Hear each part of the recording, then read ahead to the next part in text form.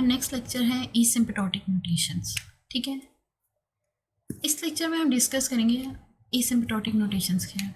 जितना आपके सिलेबस में आ रहा है हम उतना ही अवॉइड होंगे, बहुत डेप्थ में नहीं जाएंगे ताकि आप कम्प्लेक्स नहीं हो। ठीक है, टू द पॉइंट उतना ही डिस्कस करते हैं जितना आप लोगों के सिलेबस में आ रहा है। एसिम्प्टोटिक नोटेशन क्या है? Are use to represent the time complexity of algorithm.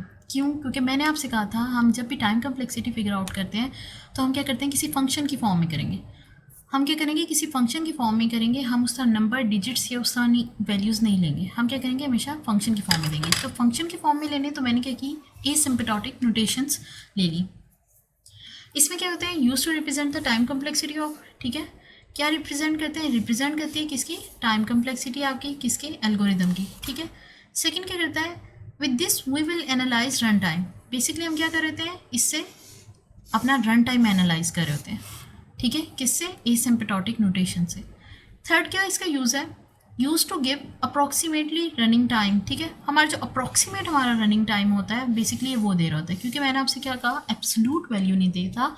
ये करता है एक फंक्शन की फॉर्म में आपको रिटर्न करेगा आपका वैल्यू या टाइम कम्प्लेक्सिटी। ठीक है, तो ये टाइम कम्प्लेक्सिटी क्या देगा हमें, अप्रॉक्सीमेट टाइम कम्प्लेक्सिटी देगा by describing them in three. ये क्या करेगा, असल में उनको थ्री डिफरेंट फॉर्म में हमें क्या करेगा,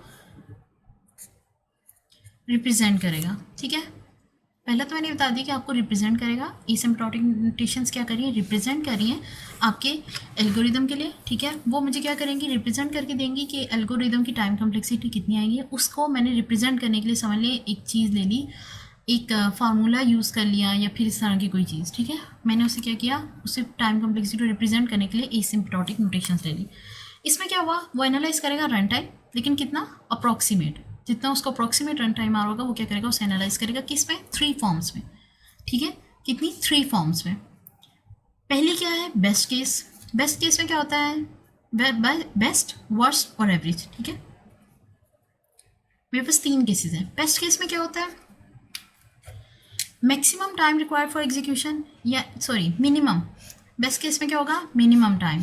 मिनिमम टाइम जितना मुझे रिक्वायर होगा उस एल्गो की एग्जीक्यूशन के लिए, वो मैं क्या कंसीडर करूँगी, अपना बेस्ट केस कंसीडर करूँगी।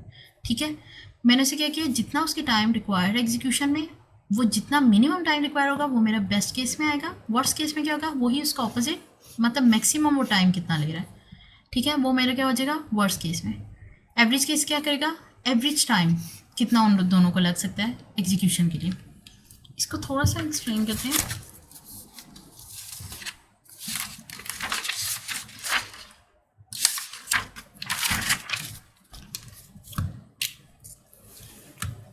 एग्जाम्पल ले लेते हैं। मैं कहती हूँ किसी एल्गो था,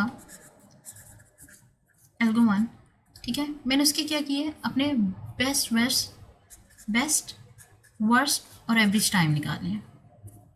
ठीक है, यानी कि मैं क्या कह सकती थी, मैं क्या कह रही हूँ कि उस एल्गो को नॉर्मली मेरा कितना टाइम लग सकता है, मैं कहती हूँ 9 मिनट्स लग सकते हैं। ठीक है, मैक्सिमम। और अगर तो मैं इसे शॉर्ट करूँ, जैसे अभी हमने पीछे बबल शॉर्ट का पढ़ा है। ठीक है, उसमें कई ऐसी टर्म्स आई थी जो हमारी एक्चुअली हम ना करते एग्जीक्यूशन के दौरान तो कंपल्सरी नहीं थी। लाइक लास्ट सेकंड जो लास्ट था वो ऑटोमेटिकली अरेंज हो रहे थे।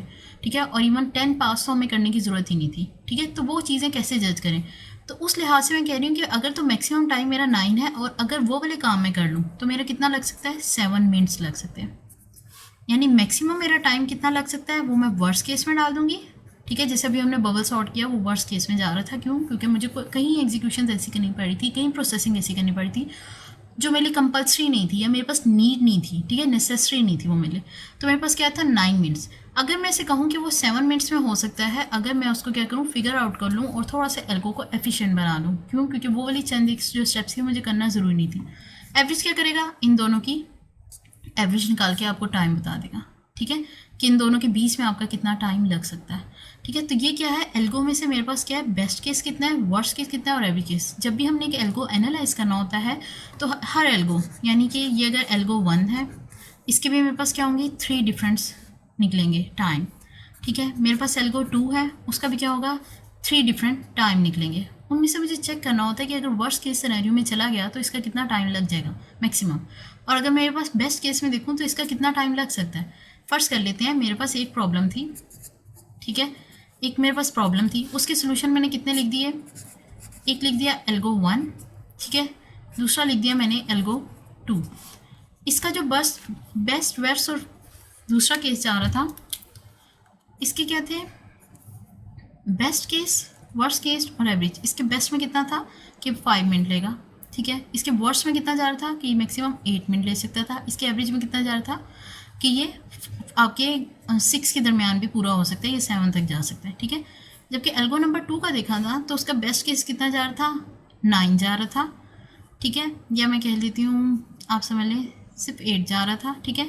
उसका बेस्ट टाइम कितना जा रहा था, 8, सॉरी पहले मैं ये बी ही लिख देती हूँ, वर्स्ट लिख देती हूँ और एवरेज लिख देती हूँ। बेस्ट टाइम मैंने क्या कितना जा 7 उसका बेस्ट टाइम जा रहा था एल्गो 2 का, ठीक है। उसका वर्स्ट टाइम कितना जा सकता था, हमने कह दिया कि उसका 8 जा रहा था, ठीक है। एवरेज टाइम उसका कितना था, मैंने कहा कि 6 भी हो सकता है या 7.5 समथिंग कर लेते हैं, ठीक है, 7.5। अब देखा जाए इन दोनों एल्गो में अगर मैं कंपेरिजन करूँ, प्रॉब्लम तो मुझे ये वाली सॉल्व करनी है, ठीक है। प्रॉब्लम तो मुझे ये वाली सॉल्व करनी है। इस प्रॉब्लम को सॉल्व करने के लिए अगर मैं एल्गो 1 और एल्गो 2 में अपना कंपैरिजन करूं कि दोनों में से कौन सा बेस्ट है, ये कौन सा एफिशिएंट है, किसका रन टाइम वगैरह मुझे चेक करना है, तो मैं देखूं तो एल्गो 1 में बेस्ट टाइम कितना जा सकता है 5, वर्स्ट टाइम कितना जा सकता है 8, एल्गो 2 में कितना बेस्ट टाइम जा रहा है 7, वर्स्ट कितना जा रहा है 8। मतलब वर्स्ट टाइम दोनों के सेम ही है। मैक्सिमम अगर दोनों चले भी गए किसी गड़बड़ की वजह से तो वो दोनों 8 में ही जाएंगे। मिनिमम में देखूँ तो एल्गो 1 मेरे लिए बेटर है, ठीक है। एवरेज देखूँ तो 6.6 और 7.5, लेकिन अगर मैं बेस्ट केस को कंसीडर करूँ और वेस्ट का कंसीडर करूँ तो मेरे पास एल्गो 1 मोर एफिशिएंट है। मुझे क्या है, एल्गो 1 प्रेफरेंस है। तो हम ये केसेस क्यों निकालते हैं, इन तीनों को निकालने के बाद बेसिकली हम उन एल्गोरिदम्स को जो हमने किसी प्रॉब्लम को सॉल्व करने के लिए लिखे होते हैं, हम उनको कंपैरिजन करते हैं।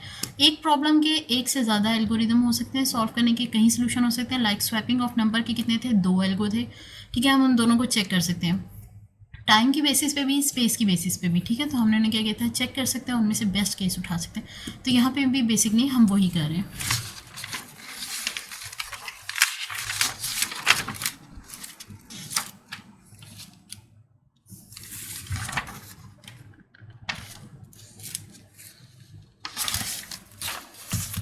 ठीक है, ये तीनों हमारे पास क्लियर हो गए। अब क्या है, notation use to calculate these 3 categories. कौन सी नोटेशन हैं जो इन तीनों को क्या करनी है, यूज़ करके मैं इन तीनों को रिप्रेजेंट कर सकती हूँ। उसमें आ जाती है आपकी सिम्प्टोटिक नोटेशन में बिग ओ, ओमेगा और थीटा, ठीक है। ये तीनों है। बिग ओ क्या रिप्रेजेंट कर रहा है, will figure out the worst time, ठीक है। जो मेरा फर्स्ट टाइम कम्प्लेक्सिटी है, ठीक है, वो ये क्या करेगा, फिगर आउट करेगा। बिग ओ क्या कर रहा है, मेरा big O worst time complexity या वर्स्ट केस को असल में रिप्रेजेंट करेगा। ओमेगा क्या करेगा, मेरे बेस्ट केस को रिप्रेजेंट करेगा। और थीटा क्या करेगा, कैलकुलेट द एवरेज, इनकी एवरेज को रिप्रेजेंट करेगा, ठीक है। बिग ओ क्या करेगा, worst, omega, best, theta, average. Basically होता क्या है,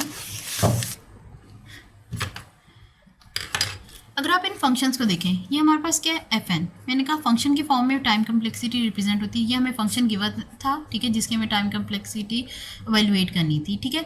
हमने से क्या करना था कि ये फंक्शनल कौन सा अवेलेबल था, जो यहाँ पे हमने फिगर आउट किया, ठीक है। ये जो मैंने ये चीज़ टाइम कम्प्लेक्सिटी कैलकुलेट की थी, बबल सॉर्ट की, बबल डाउन की, लास्ट लेक्चर में हमने इसकी टाइम कम्प्लेक्सिटी ऐसे निकाली थी एक फंक्शन की फॉर्म में, ठीक है।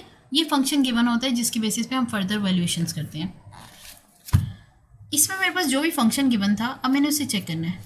मीन्स बिग ओ क्या करेगा, जो उसका मैक्सिमम टाइम लग सकता है वर्स्ट के सिनेरियो में, जितना उससे ज़्यादा टाइम लग सकता है। मैंने क्या कहा था, जितना एल्गो फर्स्ट वाले में हमने बात की थी कि जितना उसका ग्रोथ रेट क्या होगा, इंक्रीज हो रहा होगा, ठीक है, मेरे लिए वो क्या होगा, स्लो होगा उतना एल्गो, ठीक है। जितना उसका ग्रोथ रेट क्या होगा, डिक्रीज होगा, मेरे लिए वो उतना क्या होगा, फास्टेस्ट होगा, ठीक है। मतलब ग्रोथ रेट कम हो, मेरी नंबर ऑफ इनपुट बढ़ने से, नंबर ऑफ इनपुट इंक्रीज करने से अगर तो उसका ग्रोथ रेट बढ़ रहा है तो ये मीन्स वो स्लोएस्ट है। अगर उसका ग्रोथ रेट में उतना इंक्रीज नहीं आ रहा है तो इट्स मीन वो क्या है, फास्टेस्ट होगा एल्गोरिथम। अब जो मेरा फंक्शन है, तो बिग ओ मेरा क्या फिगर आउट करेगा, उसका ग्रोथ रेट जितना बढ़ रहा होगा, ठीक है। ये बिग ओ मेरा फिगर आउट करेगा। ओमेगा क्या करेगा, इस फंक्शन से नीचे, यानी कि बेस्ट केस सिनेरियो में वो कितना कम अपनी ग्रोथ रेट बढ़ सकता है, वो ओमेगा फिगर आउट करेगा। यहाँ पे आगे देखिए, बिग ओ क्या है, बिग ओ क्या है, एक फंक्शन है, ठीक है, जो बिलोंग करता है, हमने कहा जी ऑफ एन से, ठीक है। जी हमने क्या किया, एक फंक्शन बना दिया एन से। हम ये जो फंक्शन एफ एन कह रहे थे, मैंने इसे क्या करना शुरू कर दिया, इसको जी ऑफ एन से रिप्रेजेंट करना शुरू कर दिया, ठीक है। ये G1 N1, ठीक है, इसको मैंने कह दिया G2 N2, ठीक है। इन दोनों को सिर्फ डिफ्रेंशिएट करने के लिए मैंने इसे क्या किया, जी से रिप्रेजेंट किया, ठीक है, और इसको क्या, जी एन से, ठीक है। फंक्शन मेरा क्या है, CGN, ठीक है, ये मेरा इसका फंक्शन है। मैंने कहा अगर इन केस ये कब यहाँ पे आएगा, ये यहाँ पे सॉरी G(n) है। यहाँ पे मैंने क्या कहा कि Fn जो है वो मेरा क्या है, फंक्शन ऑफ आपका जो बिग O है वो क्या है, G(n) है। लेकिन अगर उसमें क्या हो, इफ़ C आ जाए, ठीक है, तो देन क्या होता है, n नॉट मेरा ग्रेटर देन 0 ही होगा, ठीक है। और n नॉट मेरा क्या होगा, ग्रेटर देन 0 होगा, तो फिर मेरे पास क्या आएगा, फंक्शन n जो है वो हमेशा लेस देन और इक्वल टू, यानी कि हमेशा क्या होगा, लेस देन और इक्वल टू CGN, यानी कि ये ऊपर वाले फंक्शन के C अगर मैं इंक्लूड कर दूं तो हमेशा Fn क्या होगा मेरा, इससे लेस देन और इक्वल होगा। C मैंने क्या कहा, n नोट जो होता है उसमें जब वो C आएगा तो क्या होगा, n नोट मेरा हमेशा ग्रेटर देन 0 ही होगा, लेकिन वो क्या होगा, पूरा फंक्शन जो है मेरा Fn वो उससे क्या होगा, लेस देन इक्वल टू होगा, ठीक है। यानी कि ये क्या है, इससे हाईएस्ट रेंज की टाइम कम्प्लेक्सिटी फिगर आउट कर रहा है। फंक्शन मेरा लोएस्ट है, इक्वल टू है CGN के, यानी यहाँ पे क्या है, फंक्शन मेरा लोएस्ट है और ये क्या है, CGN बिग O इसको ऊपर वाले को फाइंड आउट कर रहा है, ठीक है, फंक्शन को। ओमेगा क्या करेगा, उसका ऑपोजिट। मैंने उसे कहा कि वो क्या G(n) का फंक्शन है, लेकिन वो क्या करेगा, अगर C है मेरा कंसीडर किया जा रहा है तो वो मेरा क्या होगा, n नॉट हमेशा ग्रेटर देन 0 होगा, सेम, ठीक है। यहाँ पे क्या होगा, फंक्शन हमेशा ग्रेटर देन और इक्वल टू CGN होगा, ठीक है। यहाँ मेरा फंक्शन बड़ा होगा, वहाँ मेरा फंक्शन क्या था, छोटा था। ओमेगा मेरा क्या है, फंक्शन बड़ा है।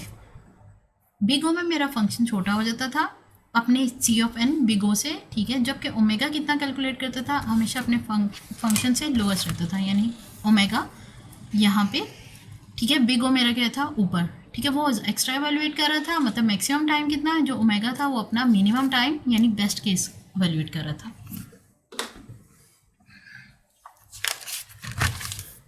ठीक है। इस दोनों के बाद आ जाता है थीटा, ठीक है। थीटा बेसिकली क्या करता है, वो फंक्शन ऑफ है G(n) का, ठीक है। G(n) का वही फंक्शन है। अगर मैंने कह दी C है तो वो क्या करेगा, n नॉट ग्रेटर देन मेरा क्या रहेगा, आपका O रहेगा, ठीक है, हमेशा 0 से क्या रहेगा, ग्रेटर देन रहेगा।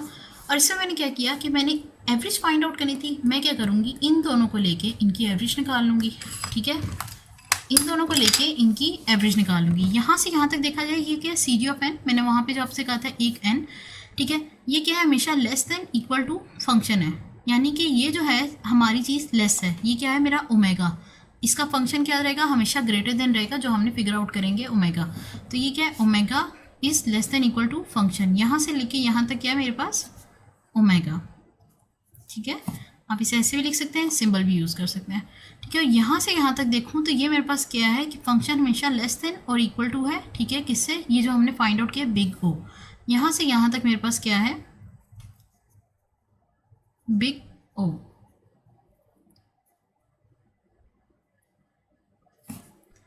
ठीक है, ये मेरे पास ओमेगा है और ये मेरे पास क्या है, बिग O, ठीक है। तो ये मेरे पास क्या निकला है, थीटा।